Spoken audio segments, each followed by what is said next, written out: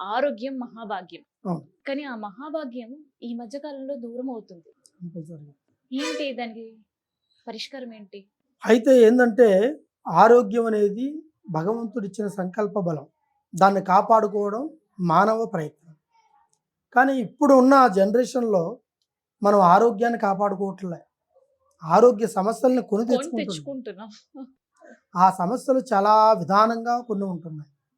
అయితే గతంలో మనకి ప్రకృతి మనకి అన్ని విధాలుగా అందాలనిచ్చింది. అన్ని విధాలుగా వ్యవసాయ పంటనిచ్చింది. అవును.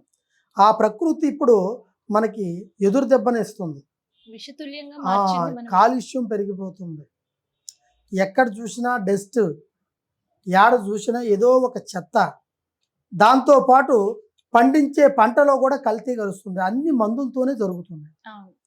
తినే ప్రతి ఒక్క పంట. మనం వరి పంట కానించి చూసుకుంటే పిండి వస్తువులు కావచ్చు, తినే పదార్థాలు కావచ్చు, ప్రతి ఒక్క దాంట్లోనూ కల్తీ కలుస్తుంది. అదేవిధంగా ఒక సంకల్పంలో, ఒక యుగంలో అయితే హ్మ్. భగవంతుడు గతంలో మనకి ఇచ్చిన వ్యవసాయం ఎరువు పంటతో వేసి మందులు లేకుండా పండించుకొని ఆ పంటను తిని ఆరోగ్యంగా ఉన్నాం. ప్రకృతి సేద్యం. అది ప్రకృతి సేద్యం. ఇప్పుడు మందులతో ప్రతి ఒక్క పండు పండించాలి అంటే మందు. దానికి సమయం అవసరం లేదు. ఒక్క రోజులో పండిపోతుంది. అన్ని కాలాల్లో అన్ని పళ్ళు దొరికే పరిస్థితి. దొరికే స్థితికి వచ్చేసింది. అన్ని అంటే కూరగాయలు అన్ని దొరికే విధాలుగా పరిస్థితి. మందులతోనే మనం జీవితం పరిగెడుతుంది. కాబట్టి ముందుగా దీనికి రీజన్ ఏమిటి అంటే హ్మ్. ఎక్కువగా ఆరోగ్య సమస్యలు రావడానికి కారణం తినే ఫుడ్.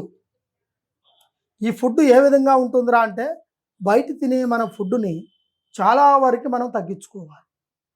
ఫుడ్ నిర్లక్ష్యం వల్ల మనం తినే ఒక ఐటెంలో ప్రతి ఒక్క దాంట్లో కార్బన్ డయాక్సైడ్ ఎక్కువగా కలుస్తుంది. దాంట్లో కాలుష్యం అనేది ఎక్కువగా పెరిగిపోయి ఆ పదార్థానికి మనము ఒక సీజుకు సంబంధించిన పదార్థాన్ని మనం తింటున్నాం. అంటే ఒక బంక మాదిరికి సంబంధించే ఒక పదార్థం కలుస్తుంది అందులో.